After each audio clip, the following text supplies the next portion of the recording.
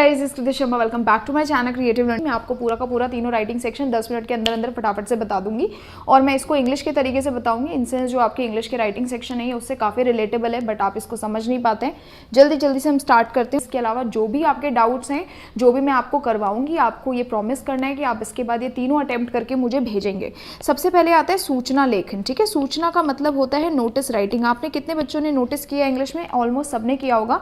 तो सूचना लेखन का मतलब यही होता है बेटा, इसका मतलब होता है नोटिस राइटिंग। आगे बढ़ते हैं। नोटिस राइटिंग से सबसे पहले आप लिखेंगे नेम ऑफ द ऑर्गेनाइजेशन, यानी कौन उसको ऑर्गेनाइज कर रहा है। तो वो क्या है? स्कूल, संस्था या कार्यालय का नाम, इसको हम हिंदी में बोलते हैं। उसके बाद आप क्या करते हैं? वर्ड लिखते हैं नोटिस, बड़ा बड़ा सूचना लिखेंगे, क्योंकि नोटिस को हिंदी में सूचना बोलते हैं। आपने सूचना लिखा। लेफ्ट हैंड साइड पे आप डेट लिखते हैं। कई जगह मैंने ये राइट हैंड साइड में देखा बेटा, that is not the format, that is incorrect format. अब जो लेफ्ट हैंड साइड में हो गया है वो करेक्ट है। लेफ्ट हैंड साइड पे आपने डेट लिखा। उसके बाद आप टाइटल लिखते हैं। टाइटल आपका बिल्कुल बीचों बीच होना चाहिए, बड़ा बड़ा होना चाहिए। ठीक है, और मेक श्योर करें कि वो जो टाइटल है वो बहुत ज़्यादा लंबा ना हो, शॉर्ट और क्रिस्प टाइटल होना चाहिए। उसके बाद हम लिखेंगे यहाँ पे सूचना का विस्तार। सो जैसे हम इंग्लिश में लिखते हैं all the students are hereby informed, उस तरीके से आप यहाँ पर भी लिख सकते हैं सभी सोसाइटी के सभी सदस्यों को सूचित किया जाता है कि इस प्रकार से आप इसको लिख सकते हैं। ठीक है, तो सूचना का विस्तार। दूसरा एक सबसे बढ़िया जो हैक है आप लोगों के लिए मार्क्स कट होने से बचाने का, वो बेटा ये है कि आप थोड़ा बहुत तो स्टार्टिंग में पैराग्राफ लिख दे कि हम ये आयोजन कर रहे हैं यहाँ तक। उसके बाद कब हो रहा है, कहाँ पर हो रहा है, क्या समय है, कौन सी तिथि है, वो सब कुछ आप एक बुलेट की फॉर्म में लिखो। तो आपका जो सेंटेंस लिखते हुए मार्क्स कटते हैं ना, यानी मिस्टेक्स होती हैं, वो बच जाएंगी।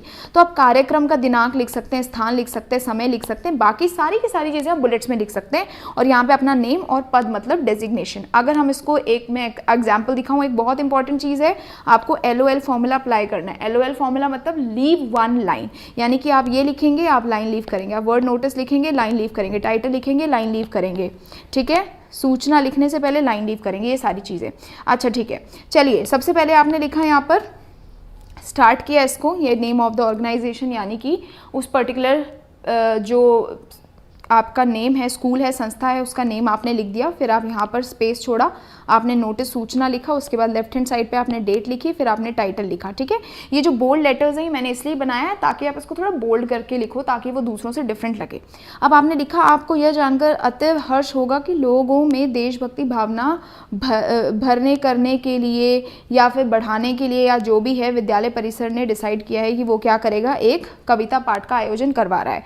तो मैंने आपको क्या बोला, in order to score more marks, जिसमें आपकी मार्क्स ना कटे, आप दिनांक, समय, स्थान और कार्यक्रम, इस तरीके से आपने 4 बुलेट पॉइंट्स में लिख दिया। आपने लिख दिया कार्यक्रम में प्रवेश पास द्वारा ही किया जाएगा, और बाकी की इन्फॉर्मेशन के लिए आप नीचे हस्ताक्षर, यानी जिसने साइन किया है, हम लिखते थे ना कि for more information contact the person undersigned, same आपने वही लिखा है।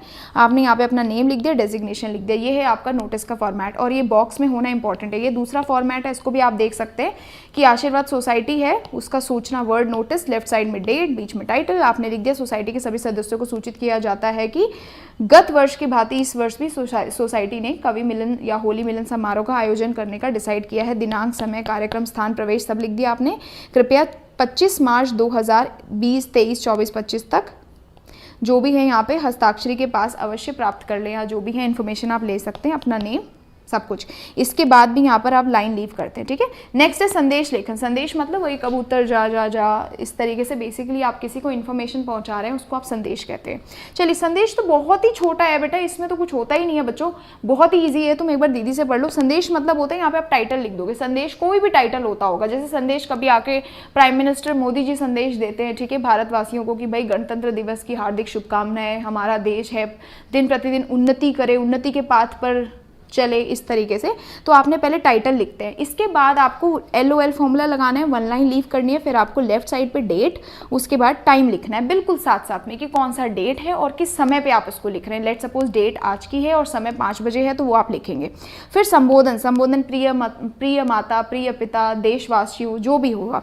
उसके बाद आप 2 से 3 से 4 लाइन के अंदर within 4 lines you just have to complete the matter. आपका जितना भी मैटर है वो आप कंप्लीट कर लो। लास्ट में you just have to write down your name. चलिए अब स्टार्ट करते हैं। जन्मदिन पर शुभकामनाएं, आपने शुभकामना संदेश देना है। भाई किसी का बर्थडे है तो आपने लिख दिया जन्मदिन पर शुभकामनाएं। उसके बाद एक बहुत अच्छी चीज़ है जो आप इसमें इंक्लूड कर सकते हैं, कोई शायरी है, कोई ब्यूटीफुल दोहा है, पोम की कोई लाइन्स है वो आप लिख सकते हैं, कविता की कोई पंक्तियां हैं तो वो आप लिख सकते हैं। उसके बाद मैंने आपको क्या बताया था, टाइटल के बाद आपको क्या करना है, पहले डेट लिखना है, फिर टाइम लिखना है। डेट कितना है, 10 मार्च, टाइम इतना। उसके बाद संबोधन, प्रिय बेटा, मैंने यहाँ पे लिख दिया। उसके बाद आप इसको नेक्स्ट लाइन से भी लिख सकते हैं। प्रिय बेटा के बाद कोई कॉमा फुल स्टॉप कुछ नहीं लगाना, नेक्स्ट लाइन से आप लिख सकते हो कि प्रिय बेटा अभिषेक, जन्मदिन की हार्दिक शुभकामनाएं, आप दीर्घायु हो, स्वस्थ रहें, जीवन में निरंतर उन्नति के मार्ग पर अग्रसर रहें, यही मेरी ईश्वर से प्रार्थना है। और अपना नेम लिखना है लाइन, 1 लाइन लीव करके, ठीक है। नेक्स्ट इज शोक संदेश, आपने पहले टाइम लिखा बेटा, डेट लिखा सॉरी, उसके बाद टाइम लिखा, फिर आपको क्या करना है, लाइन लीव करके लिखना है। अत्यंत दुख के साथ सूचित करना पड़ रहा है कि मेरी पूज्य माता जी श्रीमती देवकी देवी पत्नी स्वर्गीय श्री उमेश जोशी जी का दिनांक इतने इतने इतने इतने को ये स्वर्गवास हो गया है। आप सभी से निरोध है कि आप क्या करें, अनुरोध है कि आप सब आकर के शामिल हो जाएं। तो आपने यहाँ पर अपना नाम लिख दिया है, दैट्स इट। ये होता है संदेश, बेसिकली बहुत शॉर्ट एंड क्रिस्प। आपने यहाँ पर हेडिंग डालना है, टाइम, डेट लिखना है, टाइम लिखना है, ठीक है। HDT फॉर्मूला लगता है, हेडिंग, डेट एंड टाइम। उसके बाद मैटर लिखा आपने, लाइन 1 लीव करके नेम, लाइन लीव करते रहना है, LOL फॉर्मूला कंटिन्यू है। नेक्स्ट इज विज्ञापन, इसमें ज़्यादा बताने की जरूरत नहीं है बेटा, जैसे आपने एडवर्टाइजमेंट इंग्लिश में बनाए हैं ये आपको हिंदी में बनाने हैं। जो टाइटल जैसा फॉर्मेट इंग्लिश में था सेम टू सेम हिंदी में है, ठीक है। तो जस्ट लेट सपोज आपको ये लैपटॉप सेल करना है, तो सबसे पहले फॉर्मेट कुछ फिट फॉर्मेट नहीं होता है इसका सिंपल सा तरीका होता है कि आपको पहले तो बॉक्स ड्रॉ करना है, संदेश वगैरह सब आप बॉक्स में लिखते हैं, एक बॉक्स होना चाहिए। दूसरी इंपॉर्टेंट चीज़ आपकी पहली तो हेडिंग होनी चाहिए, ठीक है। उसके बाद हेडिंग के बाद आपका वो अट्रैक्टिव होना चाहिए। अट्रैक्टिव इन सेंस का क्या मतलब है मेरा, अट्रैक्टिव मतलब आप बहुत अच्छे से उसको बना के लिखेंगे, सर्कल बना सकते हैं, स्क्वायर बना सकते हैं, जो भी हेडिंग है उसको बॉक्स के अंदर रख सकते हैं। तो it has to be attractive in any way. तो इसको आकर्षित बनाना आपका काम है, ताकि आपका जो एग्जामिनर है, आपका जो टीचर है, अध्यापक है, उसको चेक करे तो वो आकर्षित हो आपके इस पोस्टर या इस एडवर्टाइजमेंट को देख करके। आपने लिख दिया एक्सीलेंट लैपटॉप, इसको आप हमेशा एक सजेशन ले लो दीदी की तरह कि इसको हमेशा बॉक्स में रखा करो, ठीक है।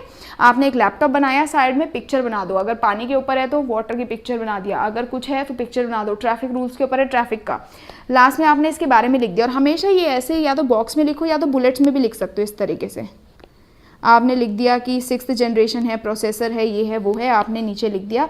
जब कभी आप इस तरीके के एडवर्टाइजमेंट लिखते हैं जिसमें आप दुकान का प्रचार कर रहे हैं या फिर अपने लैपटॉप का प्रचार करें या कुछ करें, उसमें आप संपर्क करें लिख सकते हैं, फ़ोन नंबर डाल सकते हैं, आप XX करके भी नंबर डाल सकते हैं, ठीक है, अपना 9458 एंड XXXX समथिंग।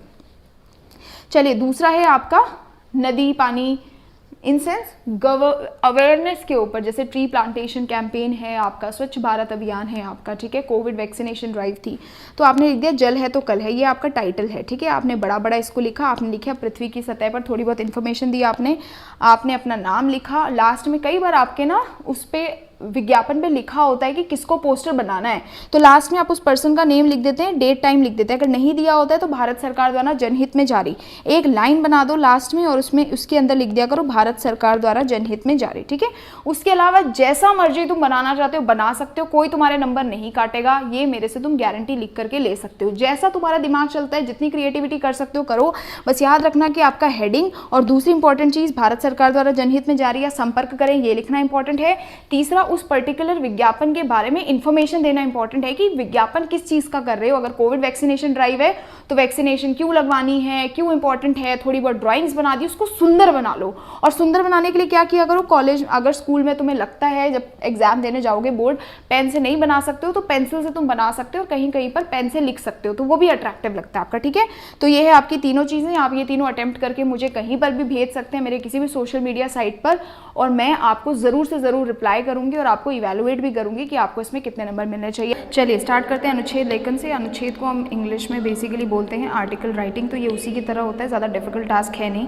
मैं आपको बेसिक चीज़ें बता देती हूँ, जल्दी से हो जाएगा। आपको 150 has to be the word limit, 150 words में आपको लिखना है। जिस बच्चों को नहीं समझ आते दीदी 150 वर्ड्स कितने होते हैं, तो या 1 पेज या फिर 1.5 पेज, अगर आपका हैंड राइटिंग छोटा है तो आप 1 पेज और आधा पेज लिखेंगे अपने आर्टिकल में, ठीक है।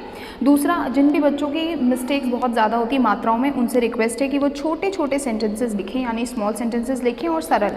दूसरी चीज़, मुहावरे और लोकोक्तियों का प्रयोग ज़रूर करें, जैसे कि हम फ्रेजेस, ईडियम, पोम के कुछ लाइंस यूज़ करते हैं, जैसे कि जल है तो कल है, ठीक है, या फिर कुछ ऐसी चीज़ें जो इम्पॉर्टेंट है, जो अच्छी दिखती हैं, उसको आप यूज़ कर सकते हैं इसको ब्यूटीफुल बनाने के लिए। दूसरा, संकेत बिंदु पर ही आधारित होकर के ही आपको लिखना है, यानी कि आपको पॉइंटर्स दिए होंगे, उस पॉइंटर्स के बेसिस पे ही आपको इलैबोरेट करना है।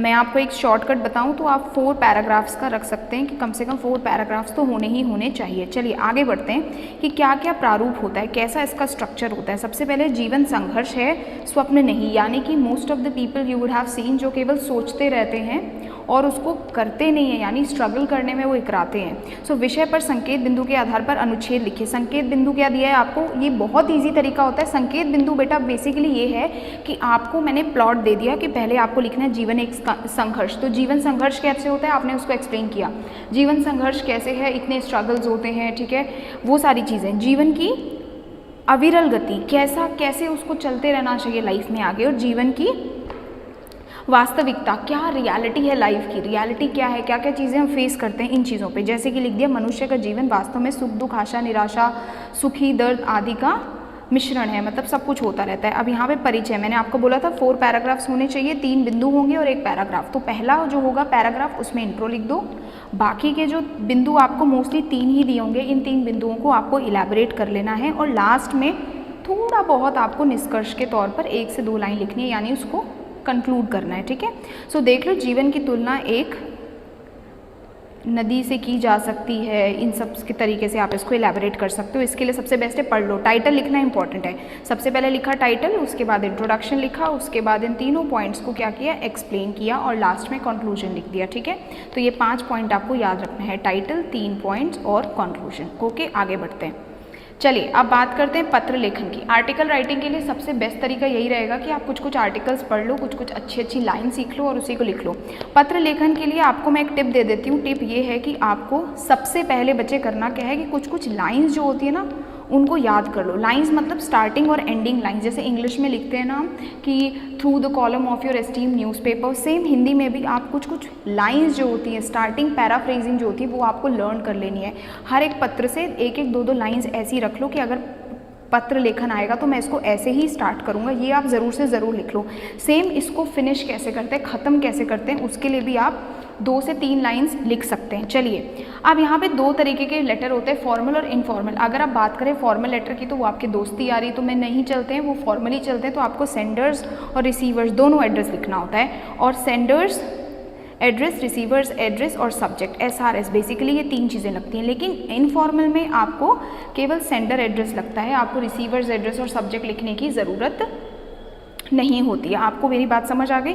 चलिए पहले फॉर्मल लेटर की बात करते हैं। सबसे पहले